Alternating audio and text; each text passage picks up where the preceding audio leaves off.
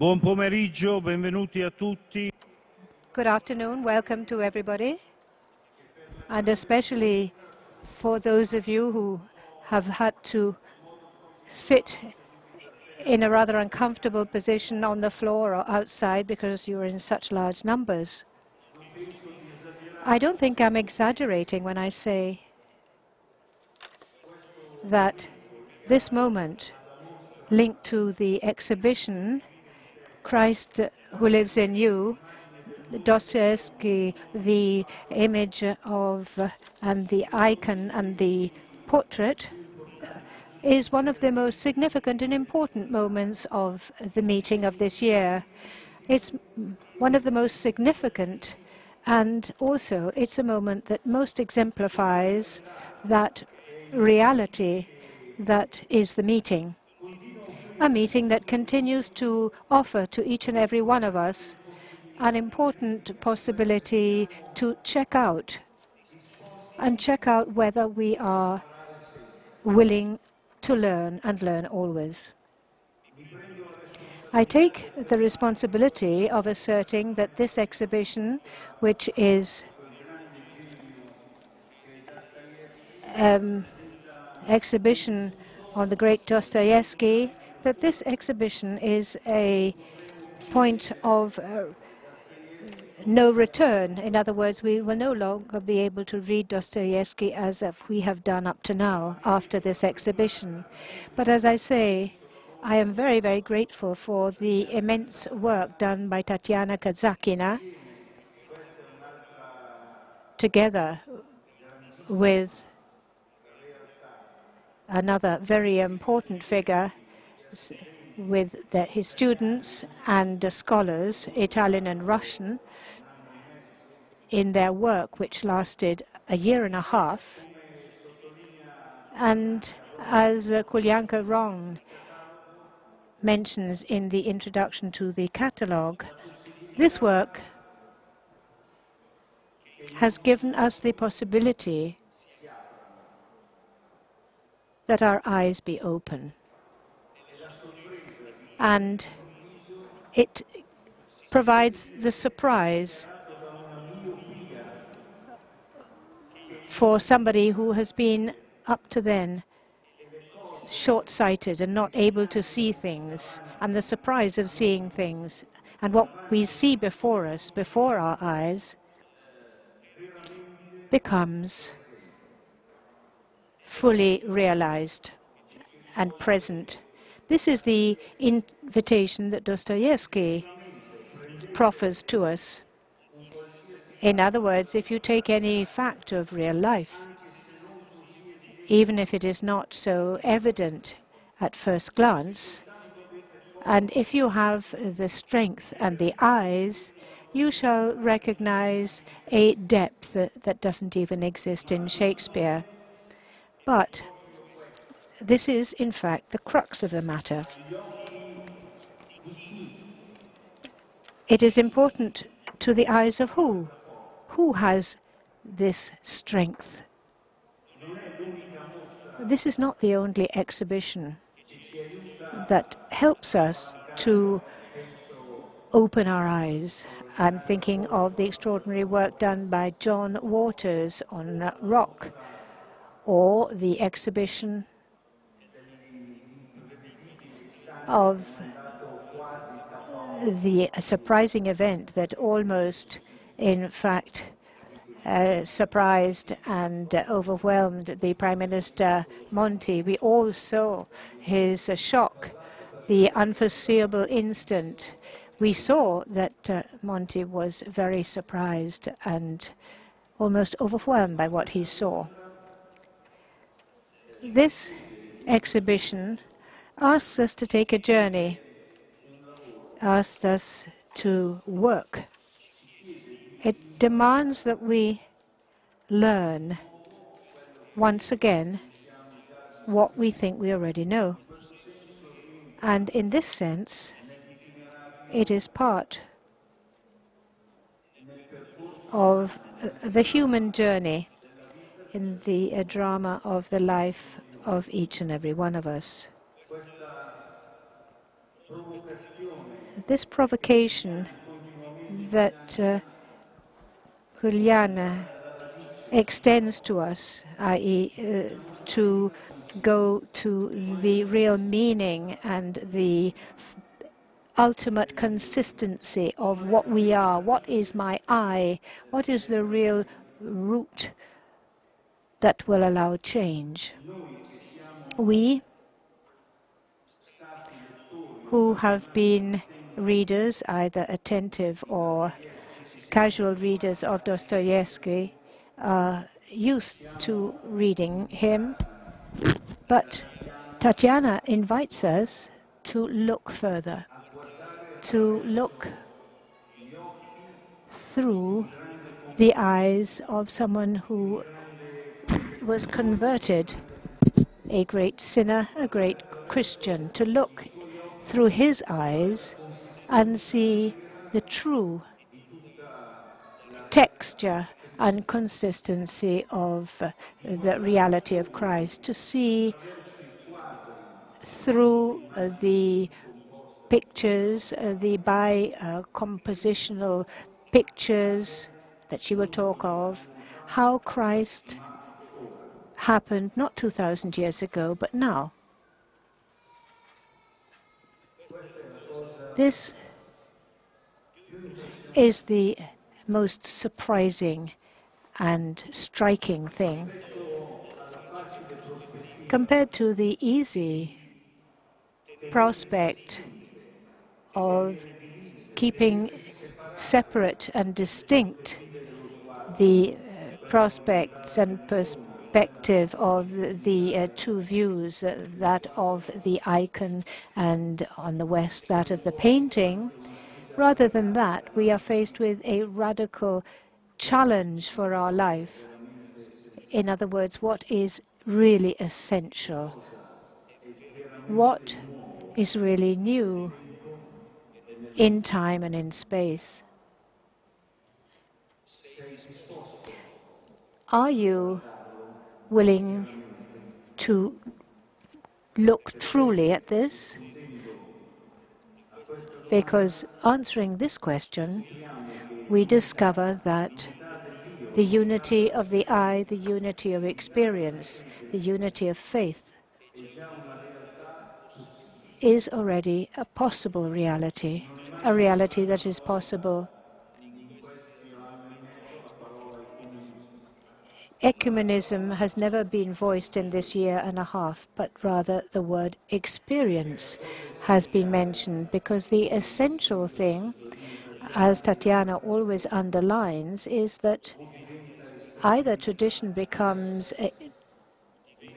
experience now and becomes new knowledge now, the event and advent of Christ now, or it becomes an obstacle. I'm not going to take away any more time from Tat'jana and her presentation. I'd like to use Julian's image of taking each other by the hand to travel down this path of discovery, not just of discovering Dostoevsky, but of discovering the greatness in the misery of each and every one of us. Thank you.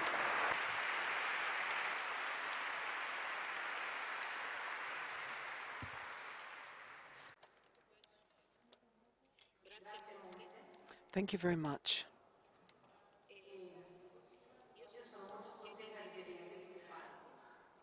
I'm very happy to see you all here, and for me it's a great honor and a great joy to be able to speak to you here today, and also to present an exhibition that we have spent 18 months putting together with Italian and Russian students and with the curators of the exhibition, Korarina Kuznetsova, who designed the exhibition spaces, and Alberto Motta and Alessandra Rovetta, and of course with Elena Mazzola, without whom the entire project would have been impossible to achieve it. We probably wouldn't even have thought of the exhibition. Thank you all, and I'd also like to thank all of those who worked on setting up the exhibition. I won't talk about what you can see in the exhibition or listen during the exhibition. We have some very good guides, so I don't want to carry out their task. What I do want to do is to talk about, unfortunately, what has remained outside the exhibition. I would like to focus on what the profundity of the artistic figure and how it leads us to a revelation of the nature of man.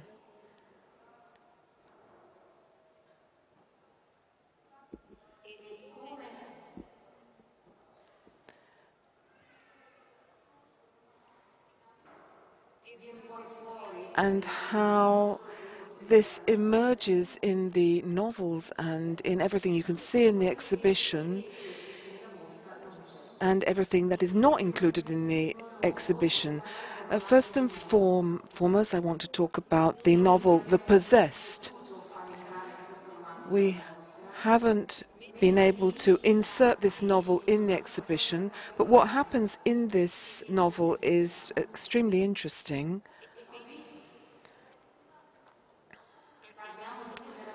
So we'll be talking about the profundity of the artistic figure as a revelation of the nature of man.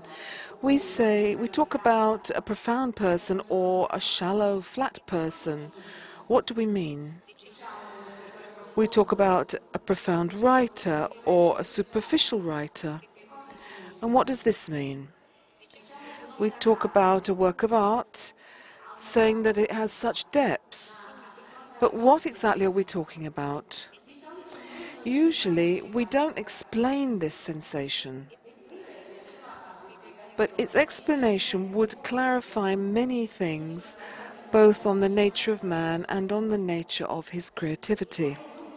So I would like to talk about the profundity of the artistic image, and not as usually happens in an abstract, metaphorical sense, in an emotional sense, when the expression profundity is taken for granted, on the one hand, as being understandable, and on the other, as something absolutely impossible to define. I would like to talk about profundity as an extremely concrete feature of the artistic image, and as how, thanks to and how this is achieved. If we manage to do this, we will be able to understand in part what human profundity is, and on the other, the bond with the infinite. At first glance, it is plain that any talk of profundity requires in images a second level, something that needs to be carefully observed and needs to be grasped. It requires something which is not openly provided, but which nonetheless exists clearly and separately. It's something concealed and at the same time is revealed from the first level of the image. The tools which bind these two levels of the image together are also plain. These tools are allusion, reminiscence, and association. A recall combining two things which at first sight would appear to be very separate. All this is more or less clear. So then why does the concept of profundity continue to escape us? The first thing which creates a problem is the quality of the second level of the image. For example, the connection of a character with a real prototype can sharply diminish our perception of his profundity. So instead of going into depth, this may flatten the character. And this raises a serious problem for those who are commenting on a literary or pictorial work. How to communicate to notions to the public which are not simply superfluous on the perception of the image, but which can flatten the image. Reference to an artistic scene, referring an artistic scene to current affairs or topical matters at any age, creates a sort of public atmosphere which clashes by definition with profundity. Highlighting this historical substrate does not favor profundity. Reproducing a gesture seen in another portrait in a portrait leads us to talk more about imitation than profundity, and so on. So what is the problem? The problem probably lies in the fact that the correspondences I mentioned lie in at only one level, and they prevent us going beyond the limits of present reality, the immediate reality. It leaves us in the sphere of what Dostoevskij called visible everyday life. Reality and literature, reality and painting are similar from this point of view. They're the same type. They are not combinations of different levels. They work in the same way, expressing or not expressing phenomena of literature or reality, what is unrevealed, other, unreachable for the present. On the other hand, the artist looks for the other. Alexandre Bloch noted in January 1912 the peak of his work on Nemesis, that would at first sight appear an historical poem. Until you do not find an effective bond between the temporal and the atemporal, you will not become a writer, not only understandable, but also necessary to someone for something that goes beyond a mere capricious gesture. In the first chapter of this famous book by Erich Auerbach, Mimesis, in which Homeric epos is placed alongside the biblical epos, profundity appears only when God intervenes in the narration. Something unreachable for this world, in principle not manifest in this world, and only appears in part in certain images and events. These images, figures or events fully belong to this world, but at the same time they are radically transfigured by this apparition in this world of another. They are transfigured in the biblical story in an interesting fashion. They become prototypes of archetypes. I am referring to what we know as the system of prototypes in the Old Testament that herald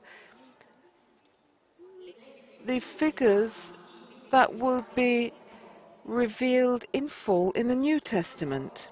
The prototype in this case is produced when what does not yet have a figure, a face, because it will then be given a face for the first time in the New Testament, comes into being from non-being, from that part which from the being can at that time be understood, and this is then recognized in the figure. For example, The burning bush, the prototype of the Mother of God, shows us an object enveloped in flames but not consumed by the flames, because the Lord, to exist, has no need to destroy his creature. The creature that allows the Lord to become manifest is not, for this reason, condemned to corruption. The burning bush fully enters into the image of the Mother of God, becoming one of its key aspects, but is not eliminated or annulled as an image, as an independent image, and even shows the capacity to inform the image. In fact, we have the icon of the Mother of God as the burning bush. The image here is made up of myriad aspects, of prototypes, but this is not simply equivalent to the sum of the prototypes, even though paradoxically it appears in each one of them.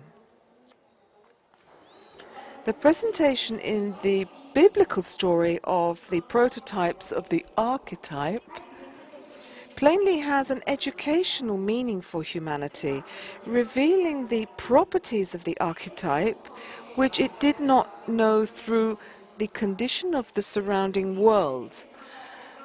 So to speak, the unnatural properties of the archetype, gradually making known the fundamental difference of the Creator with respect to his creation, and amongst others teaching them to grasp the ownership of the Creator and not the creature.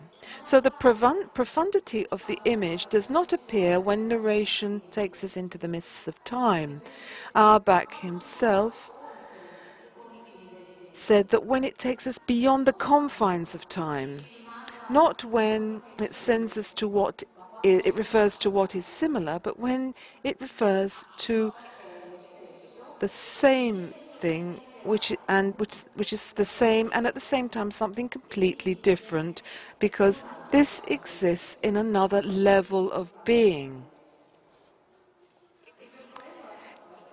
Looking at the story of Abraham, Auerbach refers on several occasions to the apparition of God to Abraham. And this evidently had an effect on Auerbach, and each time interpreting the scene, Auerbach draws back from the essence, the core of the question, to go back to the surface. For example, Abraham learns nothing but the words from his answer to God, Hineni, meaning here, see me.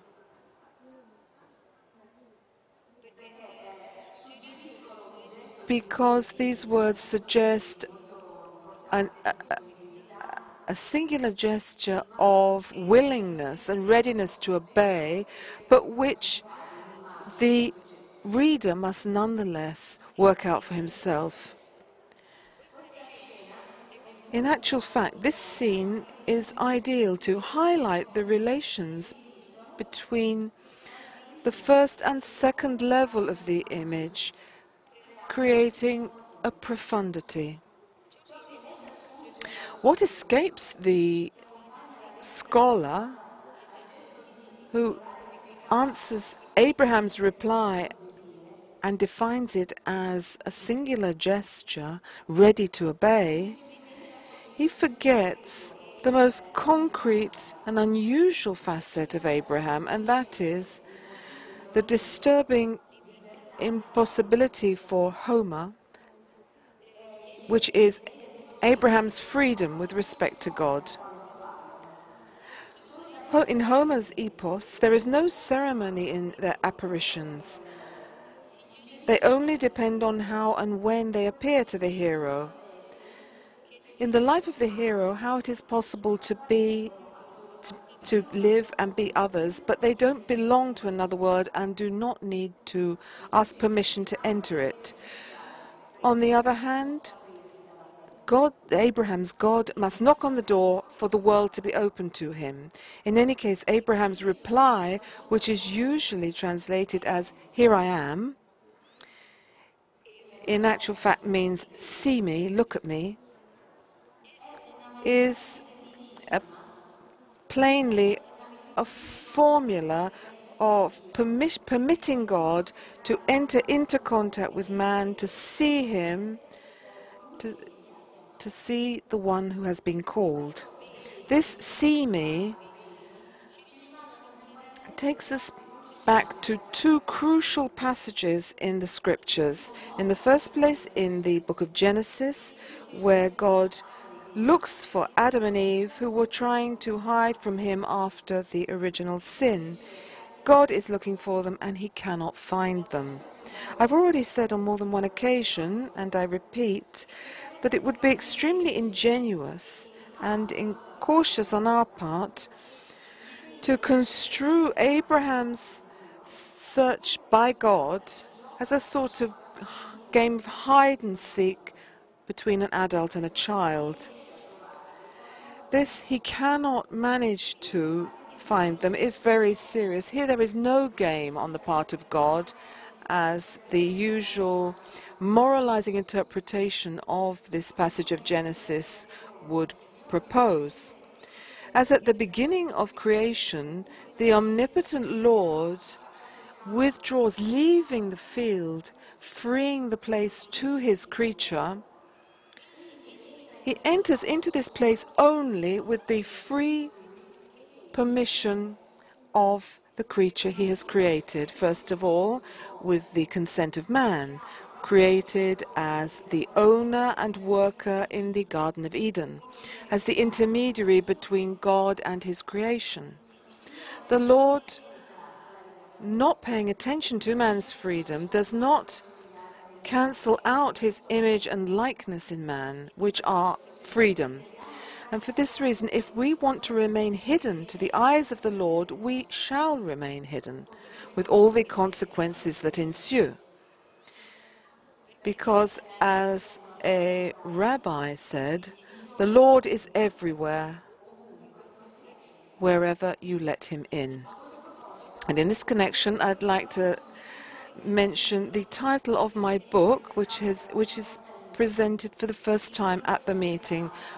The book which accompanies the exhibition on Dostoevsky and is entitled Dostoevsky, the Sacred in the Profane. To understand this title, we need to bear in mind that the profane is not a place or a thing where God has never been. It is not a place awaiting the possibility of being made sacred. The profane is a place where God was, but a place that has been given in ownership to man, as the father in the story of the prodigal son gave his son his part of his inheritance. The Romans also construed this word in this way, calling profane that part of the sacrificial victim which was returned to the gods to be consumed by man. The profane is a place evoking the fact that once God lived there and who he yearns to regain this state. A place nostalgic for God. God who is nostalgic for this place. But man separates the two and keeps them apart. He has obtained possession of this place after original sin. All earth for a long time became this place. So with his "see me," Abraham first and foremost restores the possibility of God's presence on the earth, creating a tunnel between this world and the next. He becomes a door through which God can enter to work in this world. And from here, the meaning of the Lord's Prayer becomes clear, the only prayer that Christ gave to man. It has become the need for it to be incessantly resounded, becomes understandable for man to proclaim God's will in heaven and on earth. On earth as it is in heaven, let thy will be done. That is in the fact that man invites and allows the Lord to act on the earth in the sphere of his creation, as he can act in heaven in the sphere of the Creator. In the second place, this behold of Abraham sends us to the verses of Revelation. Behold, I stand at the door and knock. If anyone hears my voice and opens the door, I will come in to him and eat with him, and he with me. Here too, we are told that our Lord does not burst into our lives without our invitation or our permission. So the image acquires profundity when something that can be perceived enters into it through the confines of time and the confines of the universe. But this something is not necessarily God. Plainly, because already recorded by the author, this by composition of the image, this passage from Jane Eyre, describing the room in which Jane cares for the wounded mason, and among the furniture there is a large wardrobe whose front panel is divided into 10, whose front door is divided into 10 panels with the heads of the 10 apostles with a crucifix. And behind the crucifix we see the devilish face of Judas that grew out of the panel and seemed gathering life and about to threaten a revelation of the arch-traitor, Satan himself, in his subordinate's form, or one of his subordinate's forms. Then immediately afterwards, the devil appears in one of his subordinate's forms, appears in another subordinate form, this time as a living person, in a completely in quite a non-metaphorical fashion. Amidst all this, I had to listen as well as watch, to listen for the movements of the wild beast or the fiend in yonder side den. Here Jane is talking, the author is talking about Jane hearing noises from the next room where Grace Poole was accompanied by an assassin and a dangerous woman. Here we see that the subordinate form is able to show through it beings from another world, both in man and the artistic image. With respect to this ability, man and the artistic image are equivalents.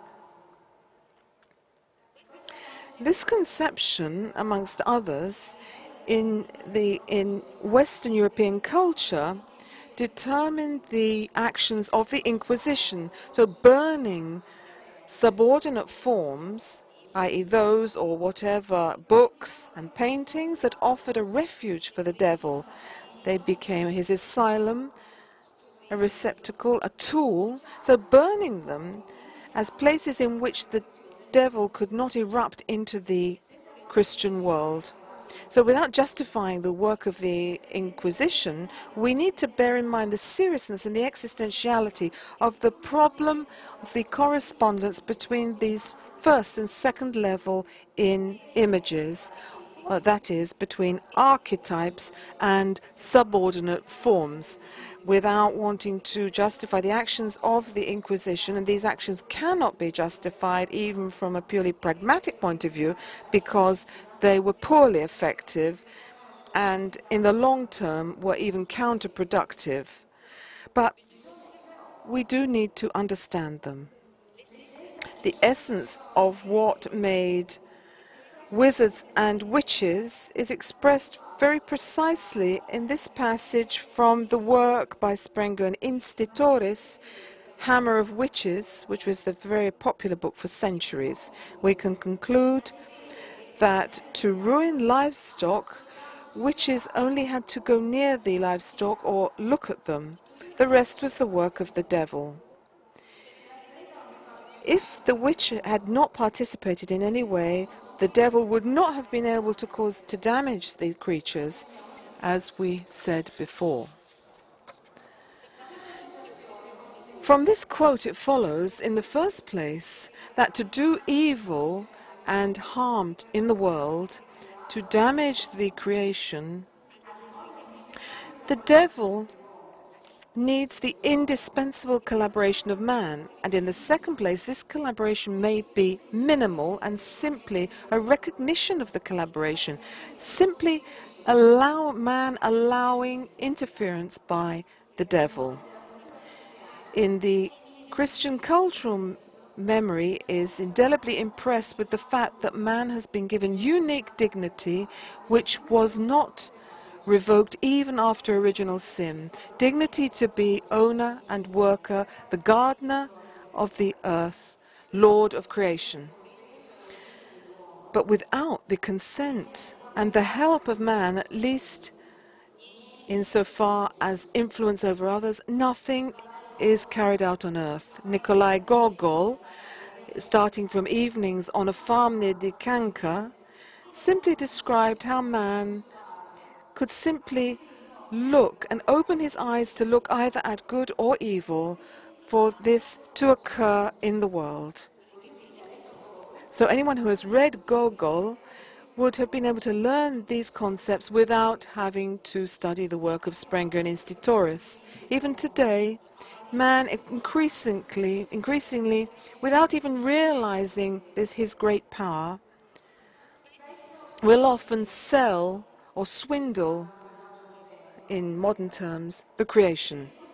Well, this betrayal, whatever the causes that led up to it, this betrayal of the world and his brothers, this opening the doors of the universe to conquerors and devastators, was punished by the lay authorities, and they were entrusted with the sword of defending its confines after the Inquisition had taken note of the fact. So what we've said, we can see that man can introduce evil not only in his own life, but also in the lives of others.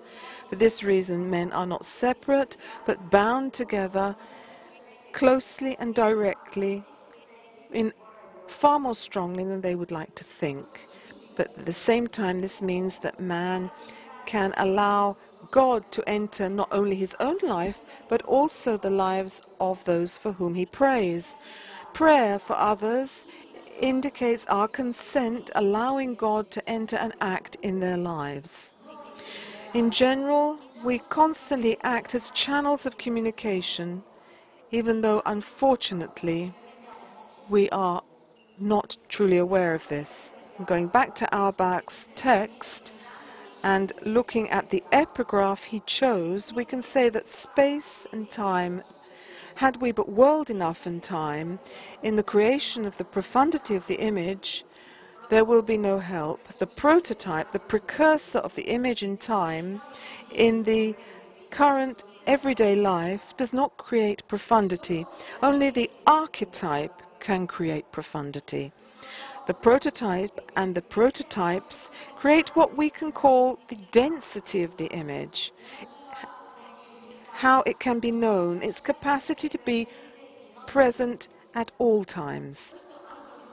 This corner of our vision leads us to look differently from the usual vision of prototypes and their degree of importance in how they are, the role they play in understanding works of art. For example, for the characters in Dostoevsky's novel The Possessed, scholars have found many historical prototypes.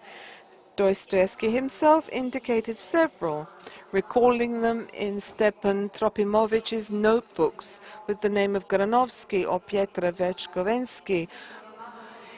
In the novel, attributing to Karmazinov biographical elements, claims and works to Turgenev.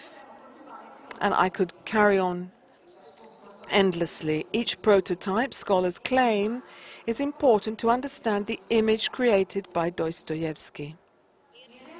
In reality, things work in exactly the opposite fashion. It's the image created by Dostoevsky that is important to understand all the prototypes found and those yet to be found in his characters. This image explains them and serves as a logical potential which potential which we have not yet implemented. Dostoevsky does not create caricatures of concrete people, as he is often accused of doing, especially with respect to the possessed. He's simply, in the images he creates, he develops in depth an image and shows all the expressions of this type which are not always observed in empirical reality. We are faced with a systematic classification of the possessed, and what is usually called prototypes should rather be considered examples of different types of classification. Substantially, this is how what we call eternal images works, Faust and Don Giovanni, continuously showing the different aspects and manifestations both in reality and in literary works. But in any case, to give profundity and enormous, limitless power to the writing, even with a sense of emptiness in the figure of Stavrogin, it's not his relationship with Lunin or even with Lermontov. The figure of Stavrogin owes its strength and greatness to the fact that Dostoevsky shows this figure as a place, a being elected and predestined to appear in the divine presence, and instead chooses to become a subordinate form of the devil. And to link the two levels of the figure and show in the figure of Stavrogin his profundity, both in current terms and in potentially, Dostoevsky actively uses all the tools at his disposal: allusion, reminiscence, and association. On the one hand, Stavrogin is clearly associated with the devil he has within himself, containing the legion which the novel's epigraph refers to. There was one herd of many swine feeding on the mountain, and they besought him that he would suffer them to enter into them. And he suffered them. Then when the devils went out of the man and entered into the swine, and the herd ran violently down a steep place into the lake, and were choked. When they that fed them saw that was done, they fled and went and told it in city and in country. Then they went out to see what was done, and came to Jesus and found the man, out of whom the devils were departed, sitting at the feet of Jesus, clothed and in his right mind. And they were afraid. And they recounted how he had been cured. Stavrogin recognizes in very concise terms, almost difficult to understand, that above all he was subject to hallucinations at night, and sometimes he would see or hear beside him an evil, reasonable person with different faces and different features, but always the same, and each time he made me furious. And it is from Stavrogin that the demons leave and then possess the other characters in the novel.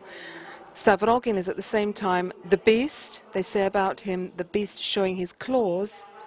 And on the next page, the beast suddenly took out his claws, and is also called the cunning serpent. That's what Liputin calls him, citing Captain Lebyadkin. It is also what is called the chapter in which for the first time Stavrogin appears. Even though reading this chapter, Stavrogin is the one behind which Satan appears, and giving him his power, he uses it as a marionette, as a suit, as a subordinate form. And I saw the beast rise from the sea with 10 horns and 7 heads. And on the 10 horns, 10 diadems, and on each of them a blasphemous reading. The beast I saw was similar to a panther, with the paws of a bear and the mouth of a lion. The dragon gave him his strength, his throne, his great power. One of his heads seemed to be wounded, but its wound was cured. And in the structure of the novel, the beast's wound and the bruise after Satov's punch, the abscess that Veslovodich refuses to show to the doctor and that is healed without trace, whereas in the city they're talking about rotten teeth and other revolting details. Then the whole earth was wrapped in admiration and went behind the beast, and the men adored the dragon because it had given power to the beast. And men was saying, who is like the beast and who can fight the beast? And the beast was given words of pride and swearing with the power to act for 42 months. About these relations of the dragons and the beast, this gave Stragrogin in the novel Verchovensky. Here is an episode which is characteristic, and I completely forgotten the most important thing. They've just told me that our cash has arrived from St. Petersburg.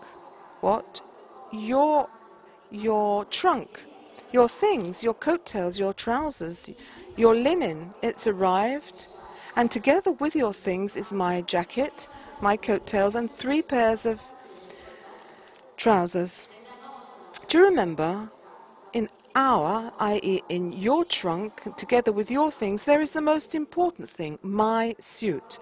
Stavrogin, in perceiving Steptanovich, remembers a suit for the young Verchovensky. And there's also another admission by Stepanovich, characteristic in this sense, that he makes to Veslovodich.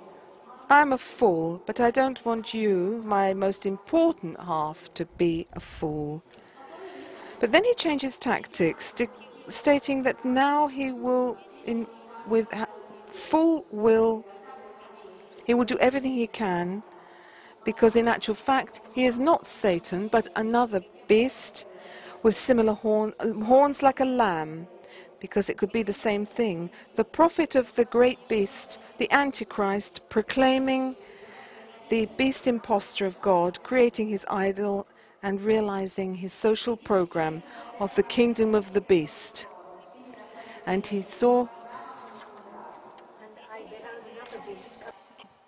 Он действует перед ним со всей властью первого зверя и заставляет всю землю и живущих на ней поклониться первому зверю, у которого смертельная рана исцелела.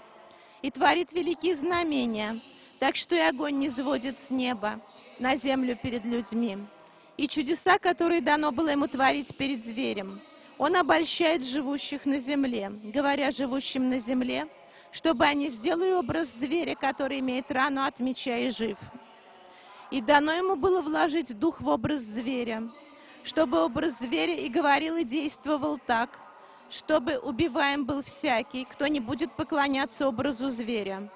И он сделает то, что всем малым и великим, богатым и нищим, свободным и рабам положено будет начертание на правую руку их или на чело, и что никому нельзя будет ни покупать, ни продавать, кроме того, кто имеет это начертание или имя зверя, или число имени его.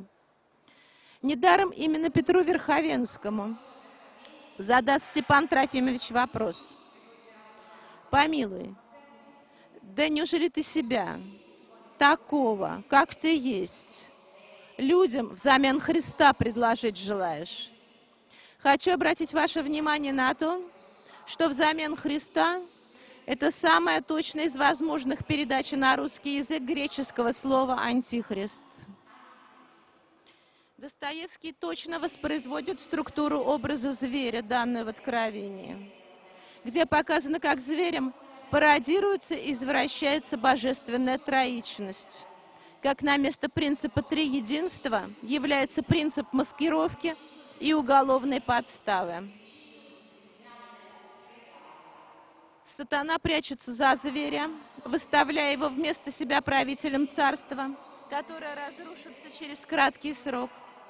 А истинность свидетельства лиц троицы друг о друге превращается вторым зверем, пришедшим, чтобы свидетельствовать о первом, в обман и надувательство. То же самое мы видим и в романе. Ну, тут-то мы и пустим, рассказывает Верховенский. Кого? Кого? Ивана-Царевича. Кого? Ивана-Царевича. Вас, самозванца. Мы скажем, что он скрывается.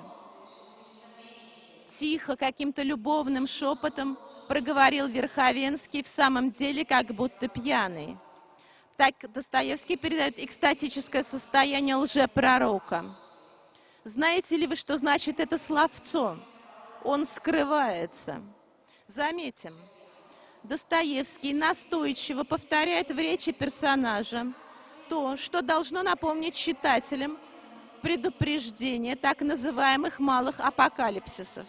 Тогда, если кто скажет вам, вот здесь Христос или там, не верьте, ибо восстанут лжепророки и лжехристы, дадут великие знамения и чудеса.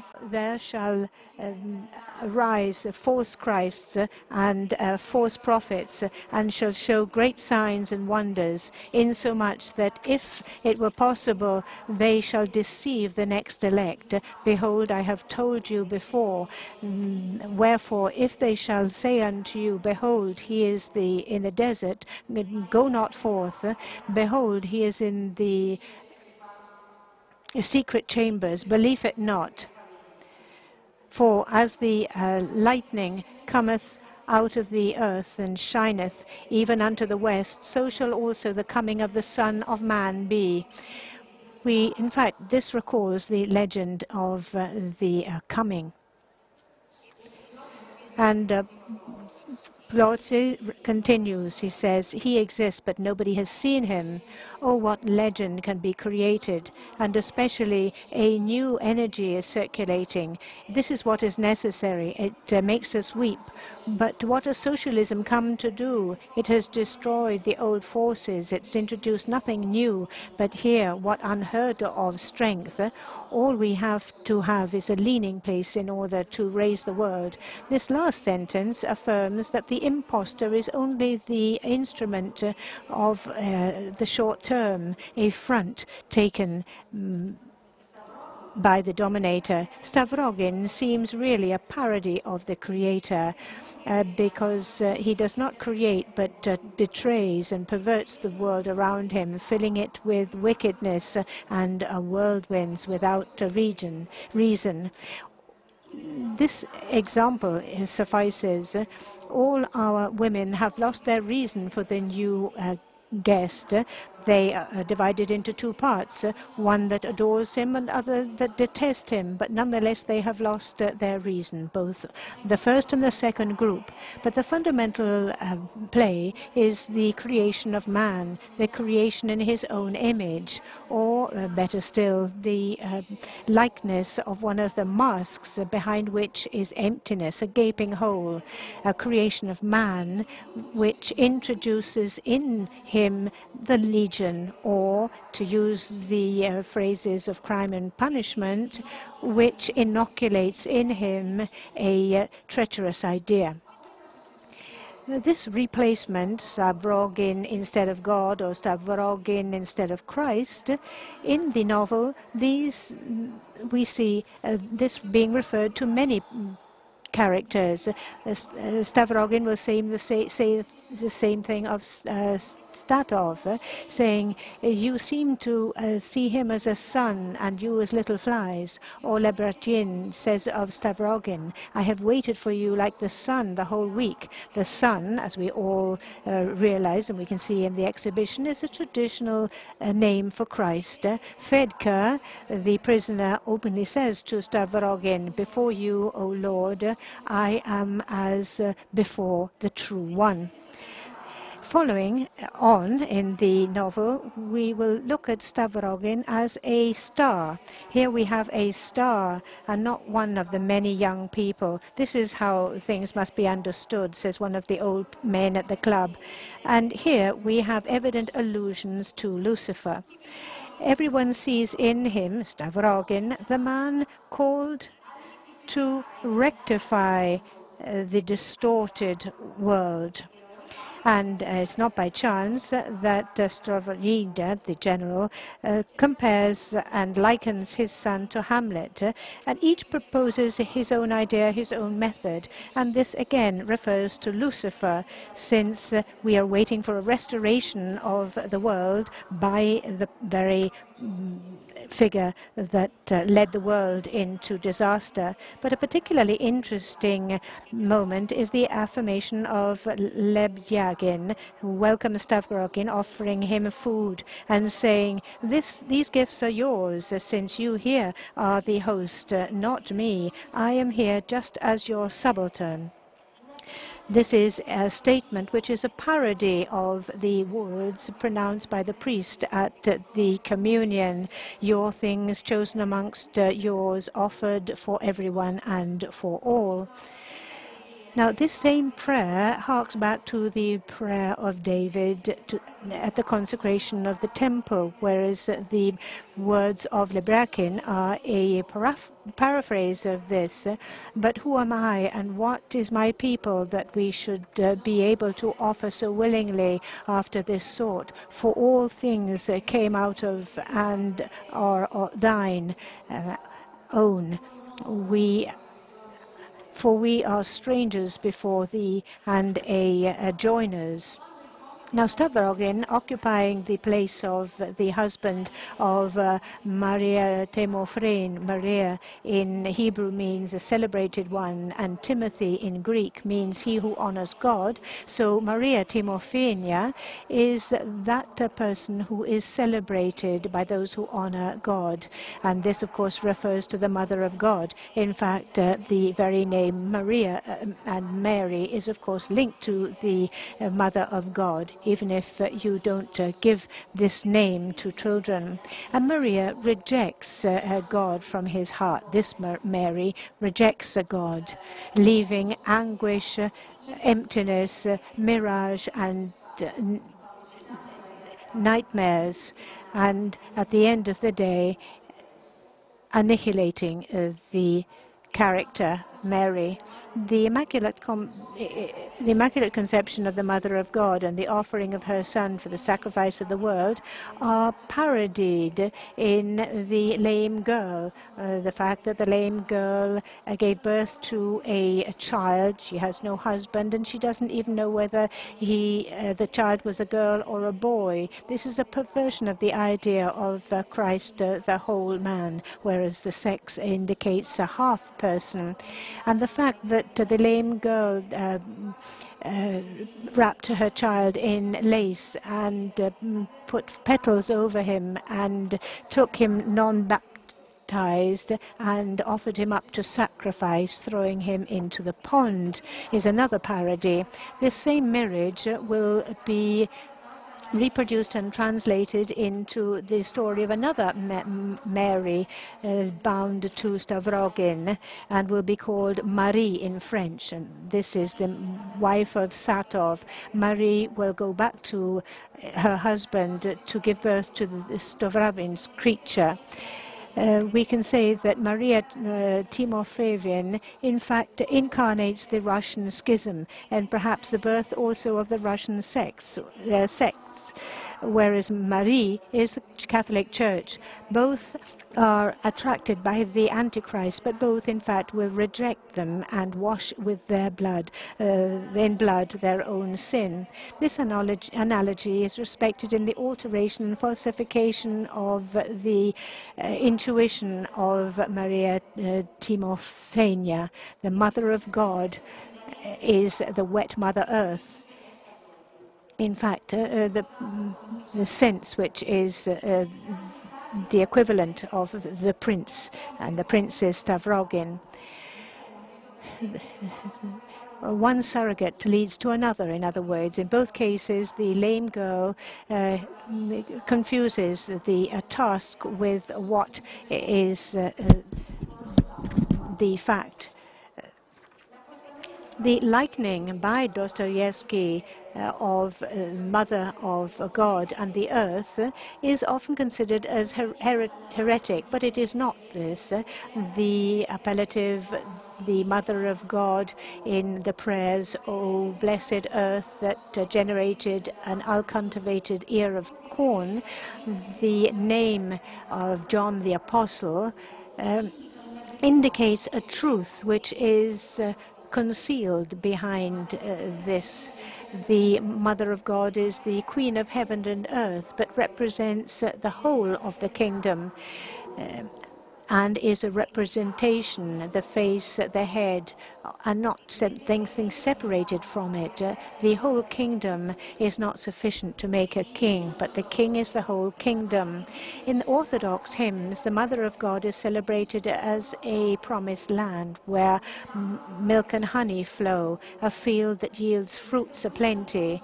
The Metropolite Antonia di Suruz, in a sermon in the function of Good Friday, says, "In this earth, the immortal, incorruptible body of the pure Jesus lies, and the earth trembled and everything changed."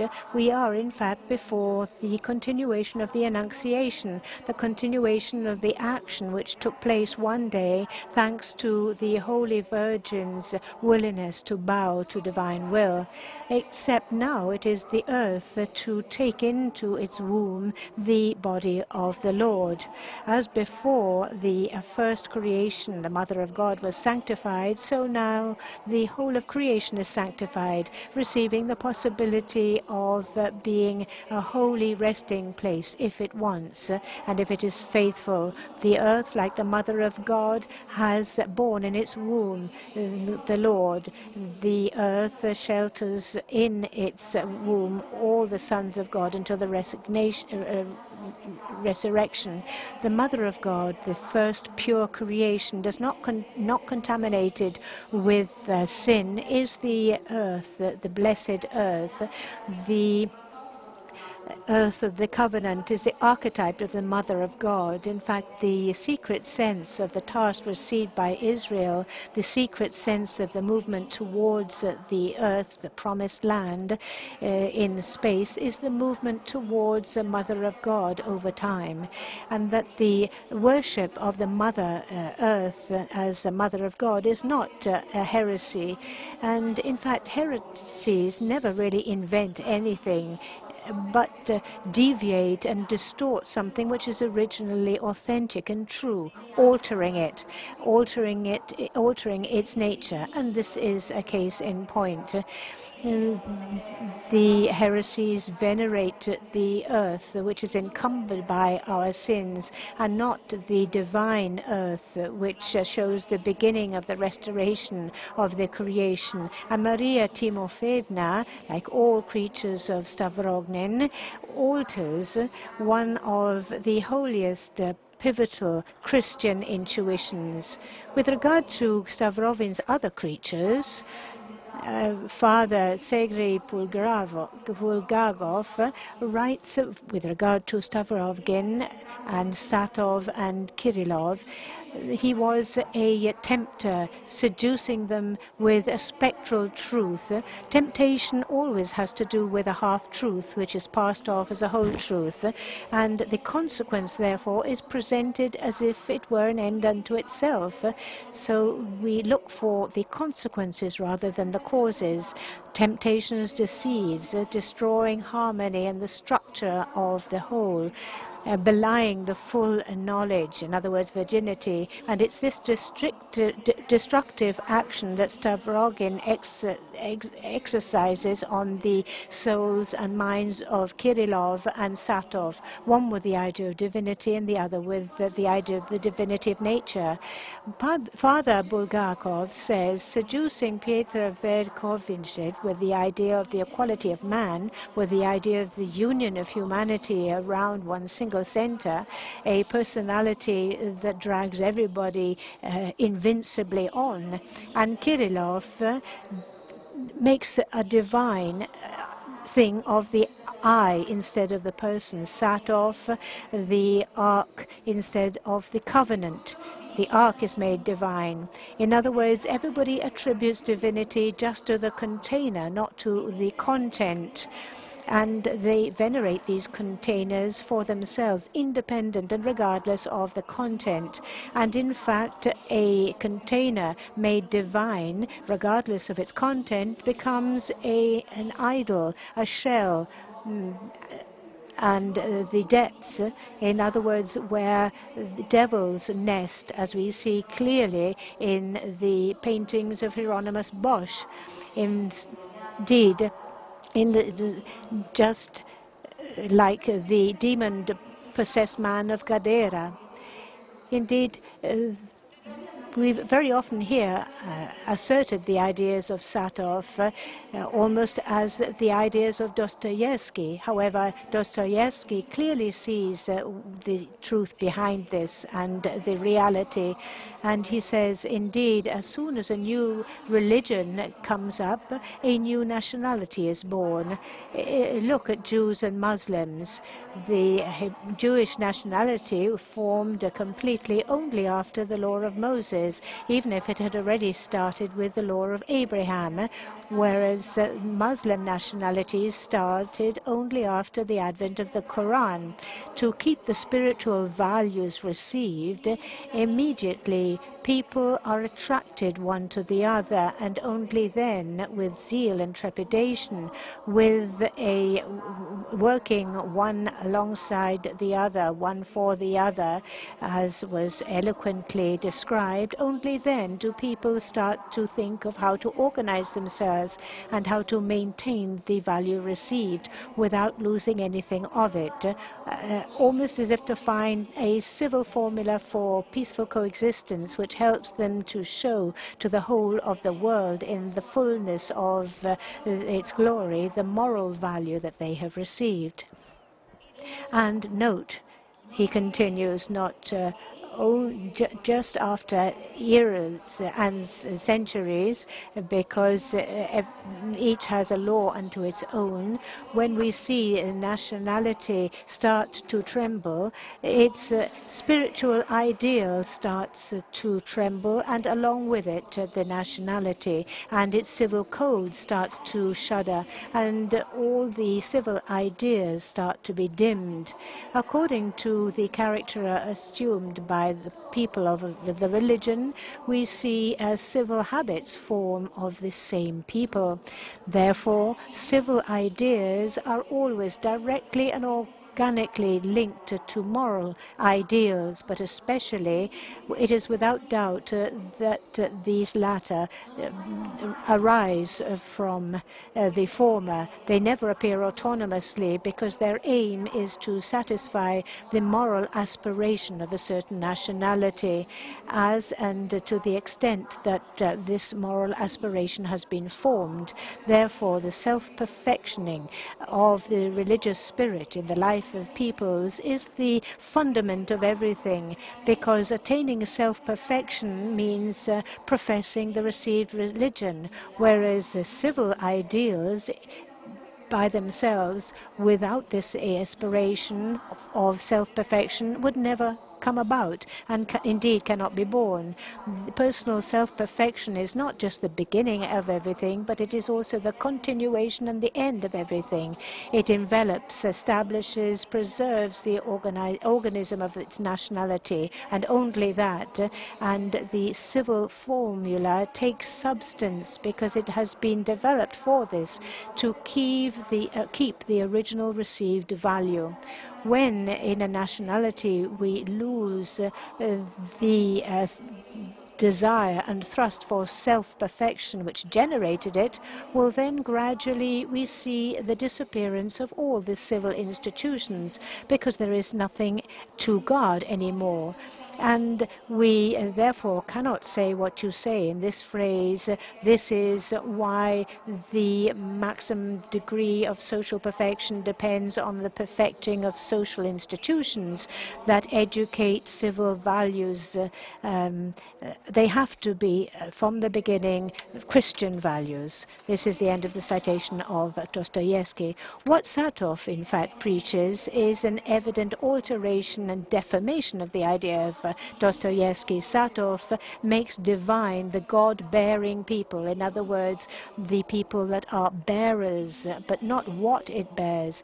He makes divine the people and not the structure. He makes divine the body of the people that has been born just to contain what has been given. Rather than making divine the person of the people, its religious idea and its religious revelation that has been entrusted to it and can only be revealed in the personal self-perfection of each and every member of that people. Satov makes divine what he can appropriate, both of the face of Christ and the legend of the demons. And if he will only cease to recognize the face of Christ, the people will stop, in fact, celebrating Christ. And in fact, at the end of the novel, Russia is called our dear sick one, possessed of the devil, and indeed likened to the man of Gadara, possessed of the demons.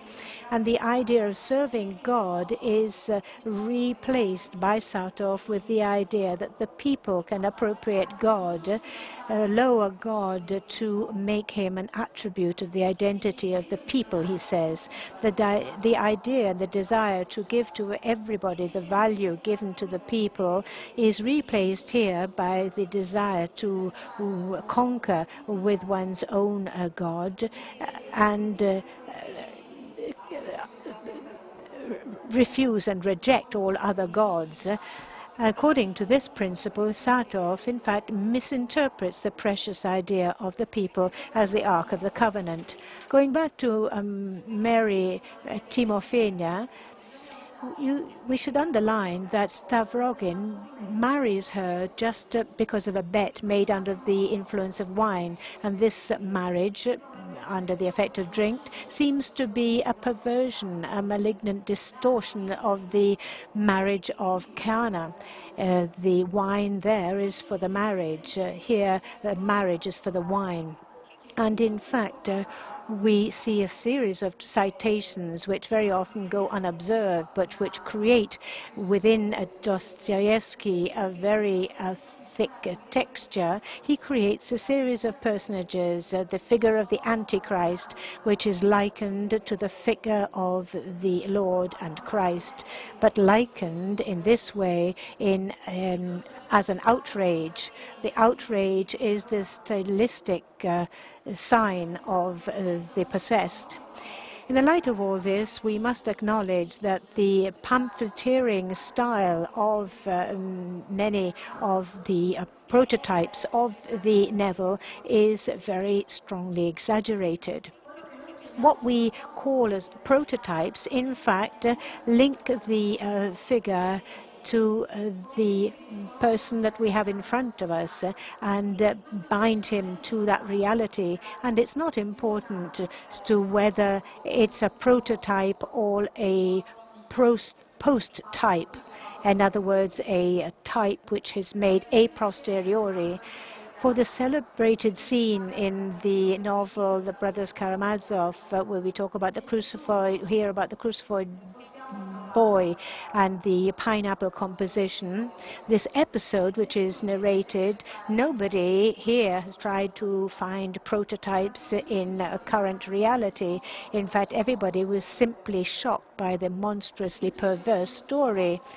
But as a post-type, in our era, we have found this post-type, and this has been the case of very many readers. We are all participants in the sin of Lisa Chokalova, says Ina Rodjaganska says, because when we come home, in fact, and eat before the TV, we're doing the same thing. And at the same time, we hear in front of looking at the television about murders, wars, and earthquakes. We are like Lisa, a student told me, even worse, because Lisa imagined eating the pineapple and cried before the picture of the crucified boy, but we eat very happily without crying before what we see on the television. This is obvious that the previous or successive figure in our present reality that we understand as being linked to a literary figure just underlines the identity or the likeness of a series of phenomena, but which really does not go in depth or does not give profundity to the figure. In fact, we can see that in fact what seemed for Dostoevsky's time as a horrid perversion today seems normalcy. The penetration in profundity, the significance of the figure begins when we realize that the scene delineated by Lisa in many instances is linked to the crucifixion of Christ, and this puts us onto a completely different plane, and therefore we understand that we are not simply drinking our pineapple juice before the tortures the people have to undergo, but in fact we are doing this before the crucifixion of Christ. Christ who was crucified to save everybody. The figure of the archetype, in fact, shows an enormous profundity of that figure because, in fact, he binds and links the abyss which exists between this figure and the creature of the Creator. It's like the appeal and call of Abraham, see me, allow the archetype, in other words, to once again be present and act in the created world. We could also say that the figure that possesses the quality of profundity is the form of free collaboration of the world and man with the Creator. The figure, in fact, is the link between the archetype and the prototype. And those of you who have read Brothers Karamazov, even if they haven't recognized in that scene I mentioned the crucifixion of Christ, at the conscious level, nonetheless lose their stony insensitivity and start to weep while they eat their TV dinners watching the horrible things on television, and perhaps to take action. Looking towards art and a visible figure allows us to see another fundamental element which aids us to understand profundity. The two levels come together in a single scene, which is allegorical, of course, but which allows us to conceive and see profundity. The two levels have to overlap so that the interior cannot exist except on the exterior, and every representation of the interior will lead to the loss of profundity. This figure that we see must start to reveal that other thing, and the figure becomes transformed, and it generates a significance that cannot be contained in what is merely visible and manifest. This mixing of levels is meant to disconcert the spectator or the reader. At the same time, as we have the identification of profundity of the figure, we have to get across the narration in another plane and level. When in the film of Andrei Sigauchev, The Return, the father comes back from a long absence, and the boy, in fact, does not recognize him. And the father passes the only night in the family before the picture of the dead Christ of Mantegna, and immediately we see him as being linked to the sacrifice of Christ who died to allow him to find himself. And in the novel, the fall of the father from the tower, in fact, is an evident analogy to the crucifixion, which wipes out the power of sin. And indeed, the father seems to take upon himself the fear and inability of his children with his death. We said before that in a portrait, the reposition of a gesture seen in another portrait gives rise to a sense of imitation, repetitiveness, and inconsistency. This applies to the representations that we receive and perceive as belonging to the plane of the being. But for example, when we look at Corot's painting, The Girl Combing Her Hair, and we look at Titian's Venus Anadyomene, we see, in fact, the dynamic of the Aphrodites, as the Greeks named it, the force, that dynamism. It's almost as if the human figure becomes just one of the manifestations of this inner force, and if it were to abandon this force, the human being would be emptied. Indeed, this repetition is not boring. It creates emotion. All these figures, in fact, which we have analyzed, refer to eras after the Incarnation. But the very history of the Incarnation is a manifestation of archetypes that directly, in the course of time, took place and refer to things that happened before the Incarnation. This is what we see when we look at overturned mirror image. We have to know, in fact, what is transfigured. The painting, The Dead Christ of Hans Holbein the Younger, painted by the artist on a slab enclosing a narrow burial niche, similar to the Christ which is of Holbein. This, in fact, shows Christ in a movement which links to the same slab that Masaccio painting indicates. And the stone says, I was what you are, and you will become what I am. This is what the mortals expect of the coming of Christ. But the Christ of Holbein, which again goes back to Masaccio's Dead Christ, again in harking back to it, and the arm of the skeleton of Masaccio is in fact put across the sepulchre, and Holbein's hand is perhaps unconsciously referring to Masaccio, and the head turns in the same direction. Christ, repeating the pose of the skeleton, in fact repeats the words of that which is written on the stone, and gives words of hope. I was what you are, and you will become what I am. And reference to the figure of the archetype, as in these paintings, creates a profundity and at the same time a clarity of meaning of what is represented. And it's a clarity which very often we lose. But this clarity, in fact, becomes apparent when we, thanks to our memory, pass into this tunnel created by those that have gone before, if we have really grasped the connection between the archetype and the figure.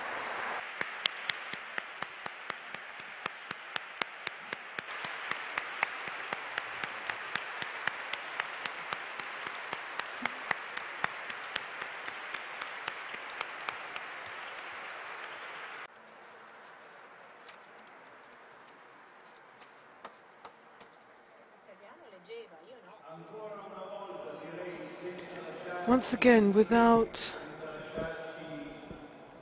a truce, without leaving any room for making do or with things, Tat'jana Kasatkina brings us to the heart of the human issue. Lord gave us our being and our existence at a time in history in which what belonged to God and God gave to man has become profane. A place which is not necessarily claimed to be against God, but without God. Following the work of the father of lies in a parody of what God gave us, deforming the initial image of the creation. We have two possibilities. We can either find a space for the sacred, trying to save what we can, but this too can also become another parody, or here the reasonable and passionate challenge is to accept the profundity in the superimposition of images on different levels, searching for what is truly the other from what we have in mind. So searching for the most concrete thing, something which has impressed me in the first 2 days of this meeting. But if you read Claudio Magri's contribution in the Corriere della Sera newspaper, is when we talk about the infinite, which is the most concrete thing, or everyone tends to say it's difficult, it's abstract, it's impalpable. That was a word that Professor Monti used. Instead, our destiny as men is to accept the adventure, the tiring, hard, passionate adventure of profundity, of the true face of everything. If we want to remain concealed like Adam and Eve, we can, we're free to do so. But remain concealed means no longer living the drama of life, but living the parody of life. Each one of us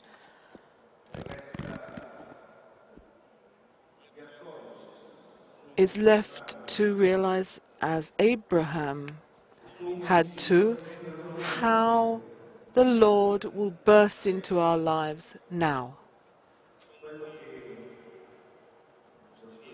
What Dostoevskij